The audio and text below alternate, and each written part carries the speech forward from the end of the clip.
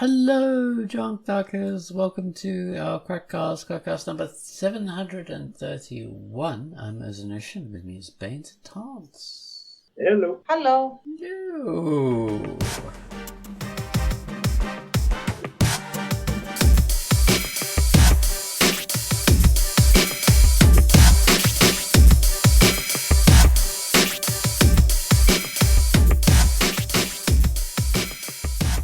That was our theme song.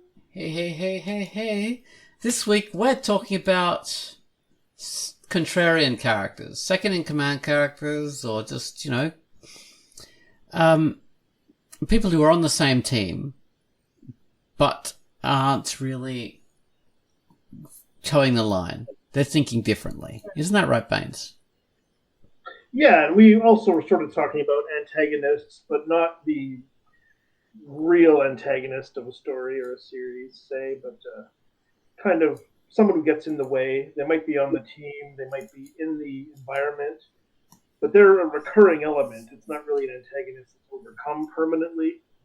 But at least this is the way I was thinking of it. Like, they're always there, they cause some problems.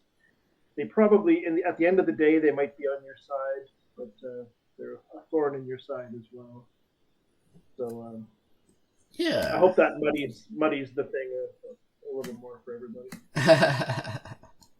Well, we'll bring up many examples after we talk about the featured comic and then the featured music.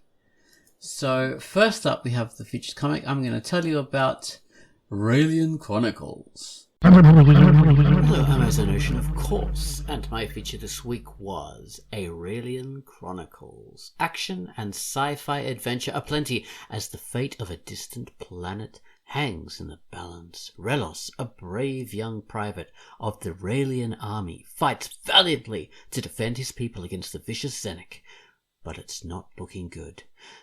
They're just too powerful and they know all the planet's secrets somehow. But Relos has a secret of his own. Raelian Chronicles is a sci-fi action-adventure space opera story. It's exciting and moves at a fast pace. The art is full colour and full of movement. And plenty of action. This is a really action-packed comic with lots of fighting and laser blasts and kicking and all sorts of things. So there's a lot happening. It runs along at a very fast pace, which is really good. It makes it a really fast read. So this is a comic by Fernie Perdomo, and it's rated E for everyone. So check it out. Have a look at Raelian Chronicles and see if it's something you like. Okay, so that was my feature. And that was Raelian Chronicles. I hope you liked that comic. It's pretty cool. Alright, so next up, it's the featured music by Gumwallace. And this week he has come up with a theme. A theme to a comic called Temperamental. Actually, it's all in capitals, so I should say Temperamental! That's what the capital, that was the title. Sorry for anyone using earphones. Yes, that was a bit temperamental of me. It's a funky Latin beat coupled with a chaotic burning fire of scrabbly strings all over a heavily distorted electric guitar, an emotional conflagration paired with a calm, measured, phlegmatic rhythm. So take it away, Gumwallace, with your theme to Temperamental.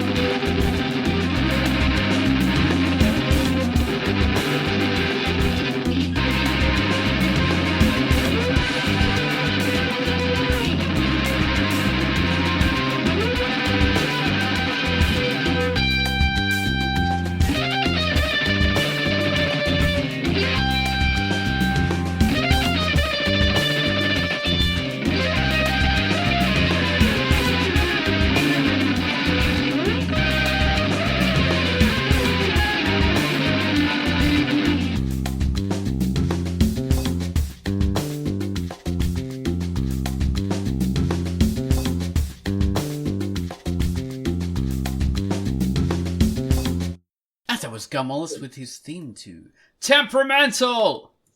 So, which is a comic by Sword Heart, and it's rated M for mature. M for monstrous. M for machination. M for Machiavellian. I'm not sure you can keep up coming with M's. Alright, so now we're going to chat about the actual topic. So we're talking about contrarian characters. That's a good description of them, but they're not always contrarian. They just offer a different point of view. Sometimes they're negative in relation to the leader or the whole, their gang kind of feeling of, the whatever group it is. Sometimes they offer a more kind of measured point of view. Sometimes they're a bit more a comic relief or something like that. There's a contrast, basically, isn't that right, Baines? Yeah, exactly. They sort of they have a different agenda or even just a different personality or a different vibe or something from the rest. That's true. Not necessarily an angry character or an argumentative one. It could be the silly comic relief character or the gentle one in a tougher group or something, maybe. Yeah, very good point. I hope we can think of some of those examples. Actually, that'd be interesting too. Well, I brought up the example of Farscape in the video, the Patreon video, and my example in Farscape was the character called Rigel, who is Rigel, the dominar of some kind of he used to be the former leader of some massive planet, but now he's pathetic, and no one likes him. He was deposed and gotten rid of, and he's a lowly prisoner. But he still thinks of himself as being the ruler of half the galaxy, and he's always out for number one. So he is a kind of a negative character. But then there's other characters in that show. So they all kind of function. I think they take turns as functioning as that kind of character, like a contrarian. So in a particular episode where everyone else is functioning as part of the team, there'll always be one character who's going, "Oh, I want to do things my way." Because that was a weird show where characters were always like battling against each other. Right. And yeah, so unusually they took turns at that. And Zahn, who was the blue-bodied woman, she didn't have any hair. I can't call her a blue hair woman. Blue hair was the last thing that she had. Her whole body was blue. Right. She was the gentle one. She was the one who offered the gentle kind of resistance to things. Okay. Yeah. So that's a good example of that. But yeah, that show basically, Farscape, one of the greatest sci-fi shows ever, functioned as basically a whole bunch of contrarian characters who were all taking turns to be the contrarian. So it was quite unusual in that regard. Yeah, for sure. Normally it's just one character who always functions like that. And that's just their role. So like Quark is a great example of that. Even when he is helping, he's sort of doing it from a contrarian kind of way. He's his own kind of his own objectives, his own self. His things are always selfish, aren't they? Yeah, he's not pursuing exploring space or diplomatic relations or the other things that the other characters are pursuing. He's after money. That's about it. So if people don't know, Quark is a Ferengi, which is a very greedy race of people who are just obsessed with money and stuff like that. And whereas in Star Trek, it's sort of built around the idea of they're a post-money society and no one deals in money or anything. So he's a massive contrast. He comes from a society that is capitalism run rampant versus Star Trek, which is post-capitalist. So so very smart to actually include that character in the main cast as something different. Yeah, it really is fundamentally different. Yeah, a real basic level. And we also mentioned in our podcast, in our video, that so Spock is a sort of contrarian character to Kirk. But he's not negative or anything like that. He's very logical and he's very measured and scientific in his way of dealing with things, versus Kirk is more instinctual and, like no planning. He just goes right off the cuff. Spock wants to go, no, Captain, we should do this and we should do that. Perhaps we should do this. No, Mr. Spock. I think this is the way we should do it. So yeah, there are different approaches, and more sci-fi. I don't know why I'm just thinking of sci-fi examples, but Baines, in your news post about this idea, you have Dr. Smith from Lost in Space, the original Lost in Space, which was made in the 1960s, I think. I think so. Yeah, fantastic show. I used to love it, and Dr. Smith is that kind of a character. While the rest of the group in Lost in Space are all these very much that's just kind of 1950s thinking kind of people. Like they're very, they all have the same kind of point of view. They all want to go, yes, no, this is what we should do. Yes, oh, blah, blah, blah. Dr. Smith is just out for himself, which makes him far more interesting because he hasn't got that 1950s, 1960s kind of boring attitude to things. He's far more interesting and selfish and realistic. And that makes him a more engaging and relatable character because he hasn't got... Because like the 1950s, 1960s not mindset, but the one they like to promote in TV shows was very like goody two shoes, extremely goody two shoes, and that's not very real, and that goes against a lot of the ways we think as normal human beings. So Dr. Smith, his way of thinking was totally human and far more relatable. So that made him a much more engaging character, I thought. Like I don't know. Oh yeah, I mean I've seen the show a bit. I would watch it sort of casually. And, when I think about it now, it's like, who remembers the other characters at all? You remember Dr. Smith, though, and the kid maybe, and the robot, but definitely Dr. Smith is the one I think of when I think of that show. Exactly. That's the one who they should have taken up in the bloody remakes instead of all the other characters. Flicking idiots.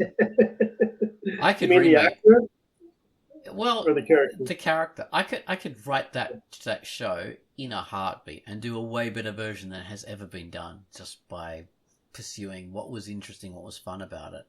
Whereas everyone else has done these stupid versions with the other characters as being the main characters, and it's just dumb. Yeah, anyway. Well, Gary Oldman played him in the 90s version, but it was very serious, or at least somewhat serious. He was still a traitor and all that kind of stuff, but a troublemaker. But it was... Yeah, but he was the trouble. He was the main villain in the kind of thing, wasn't he? I'm pretty sure, and it's been a long time since I've seen that. But yeah, maybe until he was, and very weirdly so. Honestly, like I remember unfortunately, I remember only the remake, the movie, which was not good. And I remember Dr. Smith being a weirdo, like a class A weirdo, and then he became an S tier weirdo. And then they turned him into some kind of spider. That's right. There was a future version of him who was like a spider monster. It was very creepy. Yeah. It was so dumb. No wonder it was dumb. It was very dumb. It was very dumb. Like it could totally have gone different avenue. The kids were the heroes, the little boy and little girl. I remember. I think William Hurt was in it as the dad or something. I can't remember. Yeah, William Hurt and Mimi Rogers and Heather Graham. In the most milquetoast performances ever. So. Yeah, very much like the original show. Yes, which does fit with the original, yeah. And now they've done a recent remake again, but they're all kids or something. I don't know. It's just too dumb to think about. Oh, really? Yeah. It's just, what the This hell? reminds me, there was sort of a popular cartoon when I was a kid called Dungeons and Dragons, of course, based on the game. And it was teenagers transported into the D&D world, and they would get enchanted weapons or whatever. They all became these characters. You guys remember that show? Certainly do. And there was one guy in it who was more arrogant. He was a rich kid.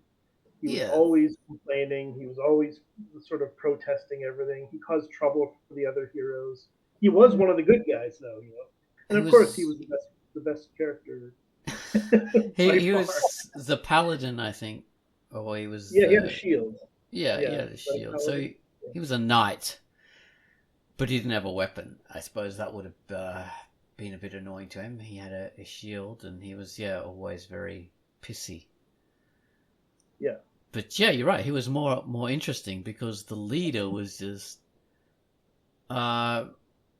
He was a rogue, I think. He had a bow and arrow was his weapon. I think he had a bow and arrow. Yeah, he was a blonde guy and bow and arrow. That sounds interesting. I'd love to watch that at some point. Yeah, I wonder if someone can watch it online. I'm not even sure. It was fun, but it never went anywhere. Yeah, apparently they got canceled before they could do the finale, and apparently there was a fan-made finale. But it's so long ago, I don't know how well it holds up. I haven't looked into it. No. Much, you know, anyway. Listening to you, it occurred to me that one of the, for me at least, the most amusing and entertaining and lovable contrarian characters is Captain Haddock from 1010. Because he is the emotional, explosive, reactionary character compared to 1010's very calm, cerebral almost demeanor. He also struggles with alcoholism and stuff, and he gets drunk in the worst possible moments, and does things that he regrets a lot. But he is always solidly on 1010's side, like always. You know that he will never betray him, but he will also cause a ton of problems. Yeah. And of course he's the most memorable guy in the cast. And he, like, I used to have the entire collection of graphic novels of 1010, and I love them all except the 1010 in Congo. I don't like that one.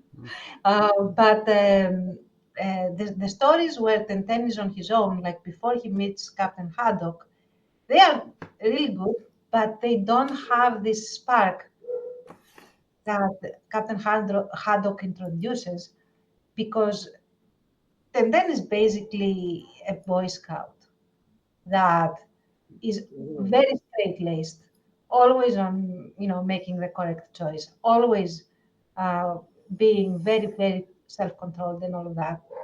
And whereas Captain Haddock has his heart in the right place, wears it on his sleeve, and gets drunk, and also gets angry. Like he explodes in anger very, very easily, and he's creative. Bladder skies and all that stuff.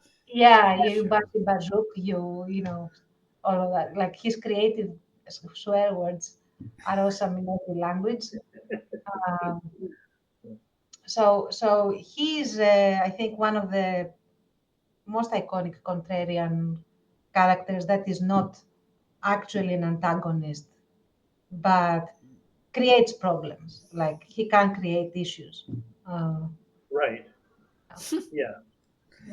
So that brings up an interesting point. So writers can use a contrarian character, or like one of those exciting, not main characters, but those subsidiary characters, in order to add spice that you can't do with the lead character. Mm-hmm. So that gives you an excuse to add that kind of interest. Exactly. You're not allowed to do. Well, not necessarily allowed, but it wouldn't make your hero characters heroic anymore if they had that level of spice. Yeah. Or and basically your lead character in this kind of arrangement is the one that carries the plot and is the one that needs to solve the problems. So they cannot afford to be like the second in command, like the contrarian guy that just follows most of the time. And I want to say in this, there is a single story where Tenten is not cerebral and he becomes very emotional. And that is Tenten in Tibet when he thinks that he lost one of his earlier buddies, that he had an adventure in the early issues. And he has this complete basically mental collapse when he realizes that his friend is probably dead, and he will not think logically, and he sets out to find him because there was a plane crash in Tibet, and then he wants to go up to the mountains to rescue his friend that everybody assumes is dead. And it's then up to Captain Haddock to try to reel him back and be the voice of reason, which is like exactly what he doesn't do. That's great. Yeah. He has trouble with it because usually he is the one that needs to be restrained, and now he has to restrain Tenten because he's basically like it is set up that he's going to go to his death, like die from exposure in the mountaintops. So it gives him a chance to do a reversal. Exactly. But he does a lousy job of it because he cannot really, like, he's not that type of character. He tries a lot, but he cannot really do it. So, and that creates, in a very dramatic and heavy situation, that creates the humor. Yeah. It's mostly black humor at this point, but it makes you chuckle. And I find the Tenten in Tibet one of the better, like one of the top stories for this series. So yeah. Do you think Obelix does that in Asterix? Oh, absolutely, yeah. In a dumb kind of way.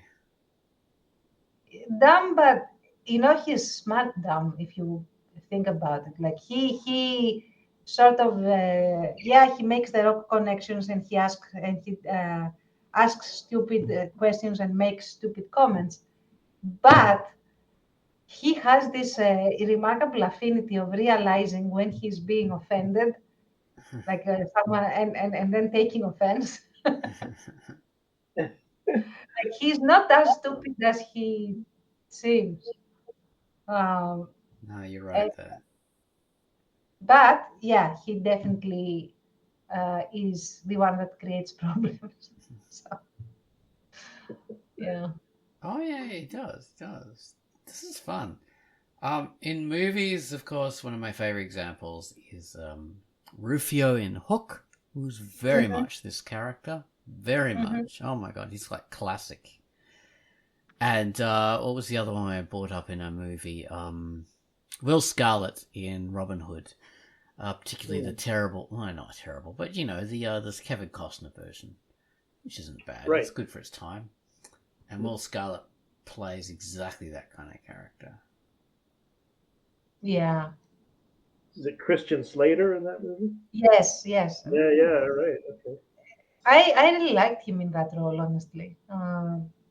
Always liked him. Yeah. Yeah. Because he carries the suspicion that he's a traitor very, very well when he's. That's a good point, actually. Yeah, these kind of characters can be so seemingly antagonistic that they seem to be all the way on the other end of antagonistic, to seem like actual antagonists. But they're not. Exactly.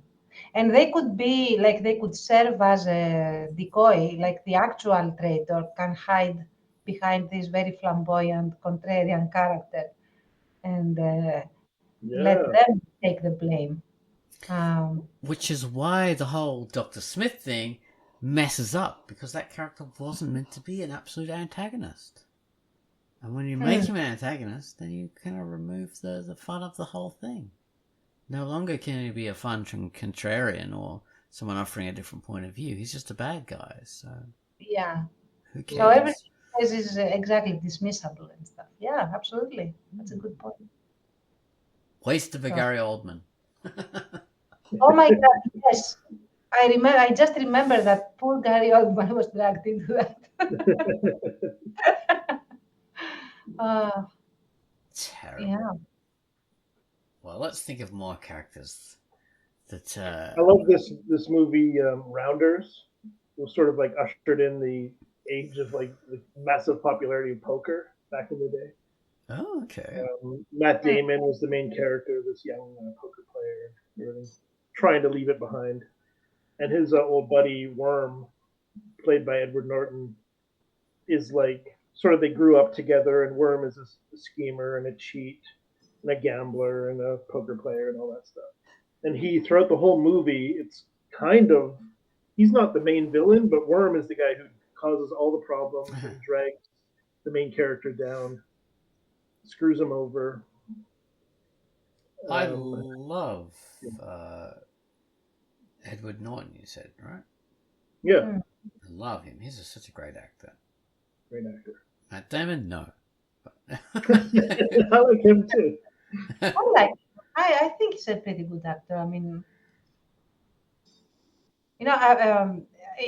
generally, in my opinion, unless you have a super talented actor, a lot of the acting problems falls on the director and the editor. So yeah. Well, okay. In that regard, you're talking about like poker, and there was the pool playing, which reminds me of the I think it's The Color of Money. Yeah, the sequel to The Hustler with Tom Cruise. Yeah. Of course, Paul Newman playing. Tom Cruise and Paul Newman. So Tom Cruise plays the contrarian character. So he's not a villain. He's not an antagonist, but he's definitely massively contrarian to Paul Newman's character. Okay. And that's the whole dynamic the movie of the very show. well. I remember it was good. I liked it a lot. It was a great performance by Tom Cruise in that particular film. Right. He plays a young upstart kind of a character who wants to, take over the reins and thinks he deserves it. And Paul Newman's character is sort of over the hill and thinks he's having one last big success, but it turns out to be a huge manipulation. Spoiler, Tom Cruise's character. I got to see it again. I don't even remember. I remember Tom Cruise was kind of a dumb guy, and there was some kind of twist to it. I have to watch that again. Now, speaking of all of the... Oh, go on. No, go. Of all that poker, I remembered an anime a manga basically, and also an anime that I really liked, that was Blackjack, has nothing to do with poker, and it is about this very super magical level god tier surgeon. It's by the guy that made Mega Man, I think. Okay. I don't remember the name. Like he's like the one of the top tier mangaka in Japan. In any case, and this Blackjack character, is very an excellent skilled surgeon and all of that. But he doesn't have a license because he fell out with the medical association, and so they revoked his license, and so he practices without a license. So he's constantly being harassed and persecuted by the cops. And there is this one like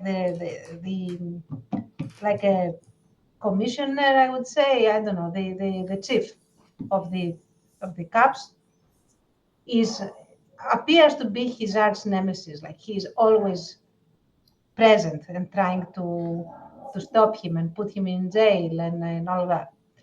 But as the stories, because the stories are like small stories of illness of the month sort of thing, and crisis of the month that he solves, Blackjack, I mean. So as the stories progress, and this policeman sees that he actually is very good for society. He eventually puts him in prison, and we think that although he has seen all these things, he's being, such a bastard and all that. But we realize in the end that he put him in prison to keep him safe because, some kingpins were trying to murder him, and he knew about it and all of that. So he is like super contrarian, tells him like, you're a quack, you shouldn't be practicing medicine, you shouldn't be doing this, that, yeah. But he also is the guy that helps from the sidelines in different ways. So Okay, so like Great. a stealth ally. yeah, like he would never admit that he actually is an ally, but he always ends up helping him after 5-6 stories. Yeah. Yeah. Funnily enough, what you've brought up in like the law versus the vigilante, that brings up the idea of, okay, so we've got like in I don't know, Sherlock Holmes, you've got Inspector Lestrange or something. Lestrange, I can't remember his name, but there's a policeman in that who seems to be competing with Sherlock Holmes. But they're not really competing. Lestrand? Something like that. I don't remember. I never remember his name. No, I don't know. I don't know it. Yeah. But I know who you mean. I just don't remember his name. And say, okay, so that's an example. Then we've got a Spider-Man. There's Jonah Jameson, who seems to be an antagonist. Yeah. He's not an antagonist? Yeah. What's that? Baines, do you say? He I would say so. He fits right into what we're talking about here. Yeah. Constant thorn in Spider-Man's side, works against him. But he's never an actual antagonist. I mean, sometimes he is, right, I suppose, but usually he's not. I mean, if there's a villain who's threatening his immediate area, he would be screaming for help. I'm sure it's happened.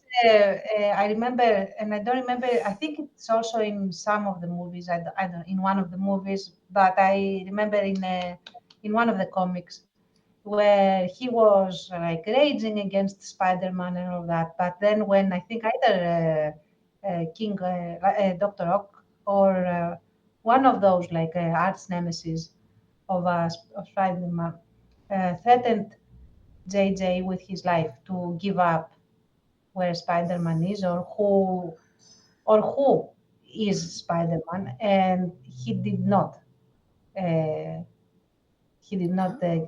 Give away the identity, although he knew. That's pretty cool. Oh, Yeah. Nice. Yeah. Yeah. So All that. Tance, you should tell us that there is a character who this is a classic anime thing, but this show isn't an anime. Avatar: The Last Airbender. There was, I think, Zuko.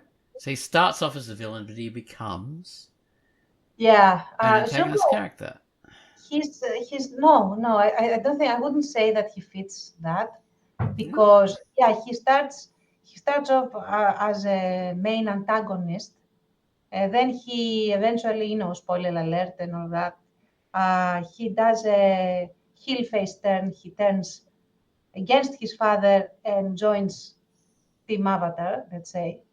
And he's not like, he is, I guess, a bit contrarian in the sense of he doesn't do the whole let's all be, friend and lovey-dovey with each other. He's more like we have a war to fight. Stop being, stop going to the beach. That sort of thing. so I would say that he is a contrarian in that sense, but he, like, after the point where he makes his decision and he joins them, he does not really question the leadership. Okay. He's more on the whole, let's be more efficient, but he never says, oh, I should lead, or I should be, or I know better. He does not do that. So he's a bit of a special case, I would say. Okay, interesting. Well, we're still brainstorming for more characters. Well, in Archie comics, you have, in a way, it's Reggie. Reggie, who's yeah. the troublemaker and the rival and all that. In another way, it's Jughead, who's the contrary figure. He's not a villain. He's Archie's best friend, but he's the one who, he's not chasing romance like everyone else. He has his own kind of thing going on.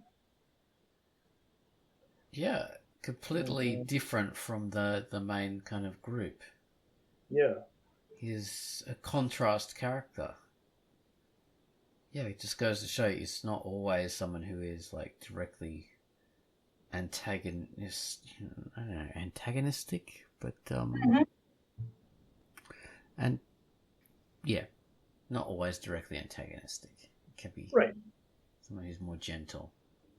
Yeah, I mean, in his case, if he is against you, it's almost guaranteed that Jughead is going to win. So, like, Reggie fits what we're talking about a little better, probably. Yeah. But yeah, and Reggie would be the normal version of this, where he, works against Archie, but there's certain lines, in my opinion, that he wouldn't cross. Probably in some comics he has, but you risk ruining these kinds of characters if you do that. Yeah, he's not a villain. Right. Yeah. And that requires knowing the characters very well, I think. And that's, you have to keep a very delicate balance when they go against the main character or the hero. And you don't want them to be the villain. You have to be very careful, I say, how far they are willing to go with it. Yeah. And I can easily see that, like, when you're doing ongoing stories, maybe for years or maybe for decades, that, sometimes some things will rub people the wrong way or whatever. It's, it happens. True. No specifics come to mind for them. I'm just saying in general. Let's think. Okay, Monk in the TV series Monk, which I loved. I've watched the whole thing from beginning to end. You got Monk, but you have this police detective who is, or the police chief or captain or whatever it is. I think it's the captain. And often police captains very much fit this role. Yeah. But in this example, the captain is like his best friend and helps him, but also is completely contrarian as well, which that adds a frisson. And this is a good example of this spice, this kind of frisson between these two characters, which creates a lot of the interesting things that happen. Oh, yeah. I haven't seen the show, but it sounds great. It's a good show. It's worth it. It is, even all the way to the finale, like in the final season, it was really good. It is good. I'm thinking that you could have two main characters and one being contrarian to each other, and I'm thinking X-Files, where you have Mulder and Scully, and they are both leads. Yeah. And they are not romantic interests. Okay. Exactly. That never happens. Yeah, they never get together ever. Ever, reality. never. So, and they, like, the whole thing about them and why they work so well together is that they clash with each other, although they are on the same team and they have each other's back. So you could have, it doesn't need to be a second in command or whatever. It could be two leads, butting heads. Yeah, well, I mean, that's like the example of Farscape. I brought up, where all the characters take turns being the contrarian to the group in particular episodes. It's really creative that way. But yeah, there's two lead characters who sort of swap, which is what those two do, depending on the perspective of the show. If you and this perspective of the viewer, if you look at things with a more realistic and skeptical mindset, then you're going to be behind Scully, and you're going to be thinking in her point of view. Whereas if you're more the other point of view, if you think, yeah, well, this is a world where anything goes and there are aliens, so Scully, you're wrong. Mulder is the one who's got it right. My only gripe with X-Files is that regardless of what we see as the audience, here is the alien or here is the weird creature or whatever, they have Scully witness it, and then she remains just as skeptical. Like, she doesn't have an arc or where her skepticism gets adjusted in any way, even though she sees direct, tangible, concrete evidence. So that makes her come across a little bit more like a zealot than like a scientist. I would much prefer that she never fully sees anything super tangible. So, like Mulder does what he does, he sees the whole thing. When she arrives or when she comes to or whatever, the thing is gone. There's always a bit of doubt. Yeah, there are some traces, but she can explain them away different ways. And that would be better. And you would always expect, when will come the time when she actually sees the damn thing. Yeah. Like, that's kind of what they did in the early years of the show, right? Like, she would always be checking her watch when the alien shows up. And she's like, oh, I just stepped out of the room. I'm exaggerating, but not be there when the thing actually happens and we see it, Mulder sees it. Exactly. It was great. Last. Yeah. Exactly. That's such a good idea. And that's why, in my opinion, some shows should be miniseries. Like, you cannot keep this going for too long. Eventually, the character has to have their arc and become something else. And then end the story. It's fine. You can create something else. Agreed. Yeah. Agreed. Let's keep on brainstorming these ideas. I love it. You would have like all the eccentrics in The Office, that show The Office, and then you'd have your one or two normal people. I guess they would be a sort of flipped version of this in a way. Oh, well, I mean, really, in The Office, the standard Dwight in the American version was that character. He was the contrarian. Even though they're all, like you say, a bit weird, that guy was the foil initially. Not the villain, but almost, a villain kind of thing. Don't you reckon? Yeah, he would cause conflict, but really, like, everyone became so eccentric. It was, maybe this doesn't make sense, but wouldn't it be Jim and Pam? I know you're trying to, but they were the classic protagonist characters, right? They were and I mean, The Office went on so long that it shifted in access, and you're right, they did become more like the unusual ones because they were so normal. Whereas you are right, towards the end of the run of the thing, because it just went on forever. Whereas, so the original British version went on for 2 seasons, and then it had a 3rd season, just tagged on the end, but it was very complete. Each season only had 6 episodes. They were very, very contained. So it was just the pure kind of a thing where you have the normal characters and then you have the weirdos. But yeah, in the American version, it just everything changed. Yeah. But initially, it was Dwight. Went on and on. But yeah, that's a great perspective, Baines. Yeah, I didn't know if I was on the money with that one, even as I said it. But yeah, that might be a different. No, you're right. It was just because it was it changed over time into something else. It's quite an interesting way of looking at it. Gold star for that observation. So it's all right. It works. Yeah. I like the English one a lot. Like 2 seasons, and then wasn't it just 2 seasons, and then the Christmas? Oh, you might be right. special, Yeah. I think. And it was really good, man. Let's see that again. It's a very different show. There are many different versions of The Office. There's a German one that was really popular. There's recently an Australian version, which I haven't bothered looking at because it's just too weird for me. There's versions all over the world.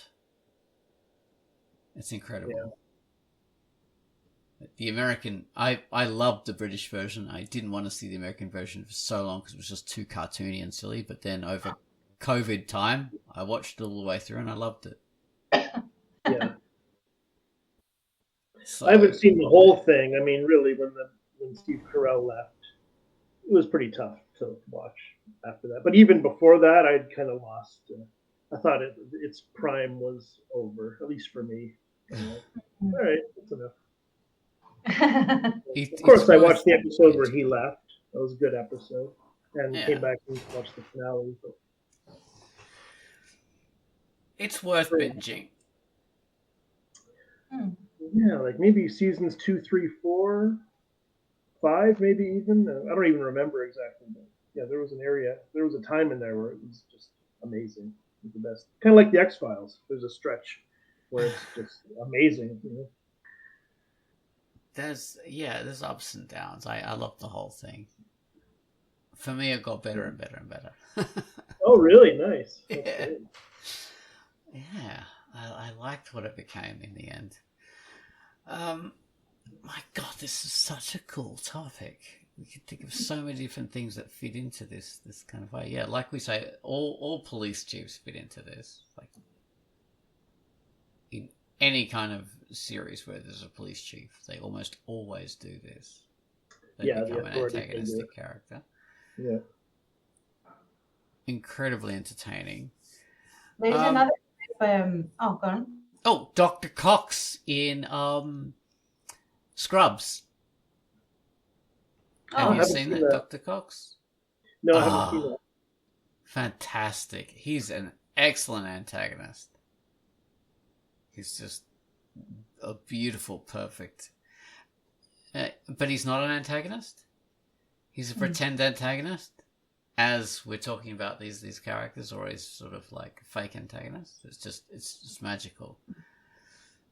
A great range of different antagonistic, but not actual like antagonists, actual villains, or cast of characters is in a Chinese drama I saw very recently, which is also very short, considering, and it is the story about this huge Chinese family, back in historical ages, where they have a mad king who gets offended on a woman, all that. So they although they start off as a very rich family, the head of the family offends the king for some completely stupid reason that showcases how maniacal the king. And all the men of the family are exiled, and all their fortune is confiscated. So you have like a bunch of like 10 women stranded, and they basically are set up to starve. And the girl of the story, that's the eldest daughter, is the one that decides to become the head of the household, which is completely unheard of in that era. And but she is very charismatic and all that. However, in her efforts to find a way to earn money and to support the family, to do a series of tasks, all the other women, although they love her and they want her to be fine, and all of that, they are very contrarian. Like, a girl cannot do that. You shouldn't do this. I cannot give you the key to the account, or all of that. And they slowly are coaxed to her side by circumstance and a range of things. And you watch all these contrarian characters without losing their contrarian personality become a lot more aligned with her as the story progresses. It is not a magical story and all of that. It's very, ground, like fit on the ground. Yeah. And it's beautiful to watch this unfold because the whole spice of the thing is these contrarian characters, and not all of them are dramatic.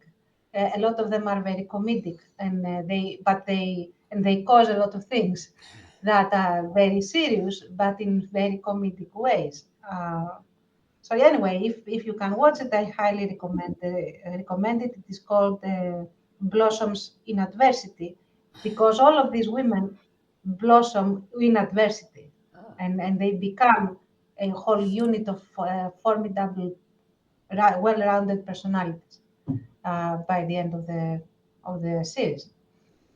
So yeah, Okay. it is a mini series, highly recommended, very very well received, and you love to hate on some of the ladies, but you love them all in the end. So yeah. Oh, cool. Yeah.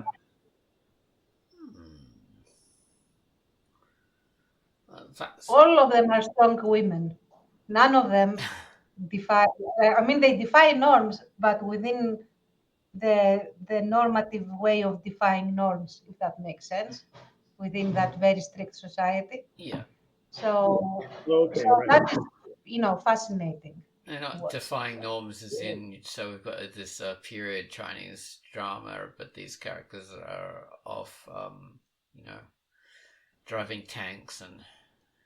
No, and they do not have, they have modern concepts of ideas. And when I say modern, I mean that would be accepted in our society. But it is presented and showcased in a way that makes sense for their period society. Yeah. If that makes sense. Like they end up being very feminist, but in a very imperial Chinese way. Yeah.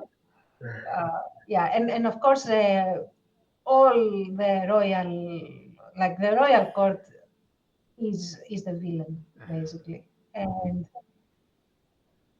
the fun quote unquote fun thing is that the king is the villain from afar. Like he just gives an edict and makes things worse, and he never has to leave his stupid throne room. So, and that is what is also showcased. Like if you have a mad king in power, then you cannot live in any kind of security, no matter how skilled or good you are in anything. Yeah, I mean, the Mad King might just suddenly shut down all the government jobs and try and exactly. outsource them in. Yeah, and shut down the Department of Education and all of that. So, that's what Mad Kings do. That's just fantasy talk. That could never happen. Don't dodge the question, man.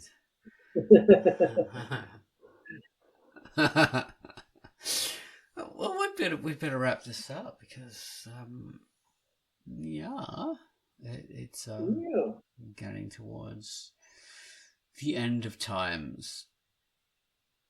So who's the burning. What's that? Daylight's burning. So who's the contrarian character in this Quackcast? I think it varies. I think often I am, because I'm the one who knows nothing about anything. Could be. For the most part. Sometimes it's Tense. Tense has a counterpoint. That makes me the hero, the protagonist. No, I don't think so. No, you are the odd one. I think we all take turns being the protagonist of the cast as well. So, we're more like an X-Files group. Yeah. All right, then let's wrap this up. This has been Quackcast number something, and it's been pretty cool. Let's see if I can remember what the title is. Did we have a title? Oh, yes. It's Quackcast number 731, the Contrariancast. That's it. All right. Bye-bye, guys. Nice. Bye-bye. Bye-bye. Bye. Woo! Temperamental! Oh my god. Oh my God.